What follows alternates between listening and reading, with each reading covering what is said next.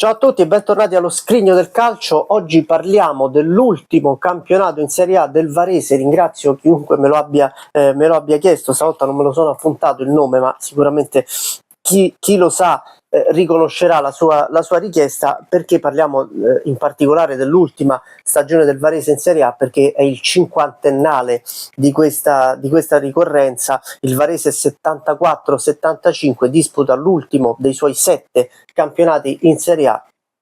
Proprio oggi, in questi giorni, in questi mesi, insomma, c'è la ricorrenza dei 50 anni da quest'ultimo campionato. Il Varese 74-75, allenato da Pietro Maroso, che tra l'altro io ricordo all'inizio degli anni 90 anche come allenatore del Venezia, lo ricordo abbastanza anziano. Poi sai, quando siamo bambini ci sembrano anziani anche le persone di 40 anni.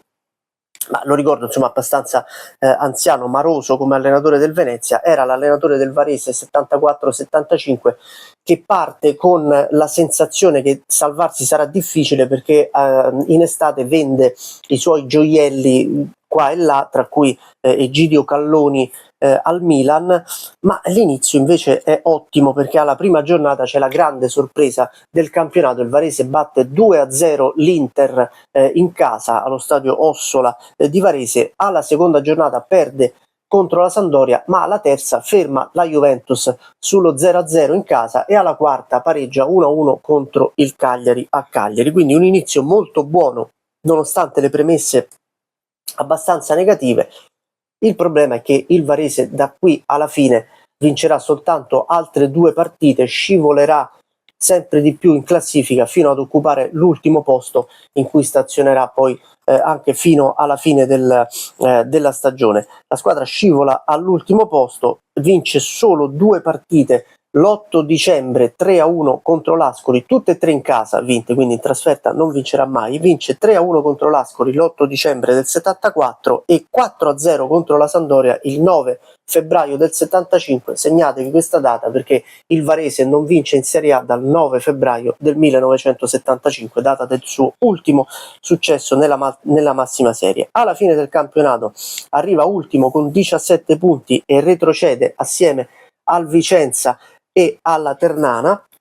E l'ultima partita del Varese in assoluto in Serie A è quella del 18 maggio del 1975, Varese-Napoli 0-2. Da allora le porte della Serie A si sono chiuse sullo stadio Ossola di Varese e sui Lombardi, che hanno affrontato anche diversi campionati, poi hanno stazionato un po' in Serie B, ma che io ricordi, ad esempio, quando ero piccolo, il Varese all'inizio degli anni 90 era nei dilettanti, poi c'è stata una risalita con diversi anni in Serie C, la Serie B con la Serie A sfiorata con la finale del 2012 dei playoff persa contro la Sampdoria, e poi un nuovo declino con la squadra lombarda biancorossa che oggi si trova in Serie D. Sono davvero lontani i tempi della Serie A, sono lontani i tempi di quelle partite, non c'era neanche la televisione a colori, quindi le immagini del Varese in Serie A sono tutte in bianco e nero. Si immagina la maglia biancorossa o rosso-bianca a seconda dei casi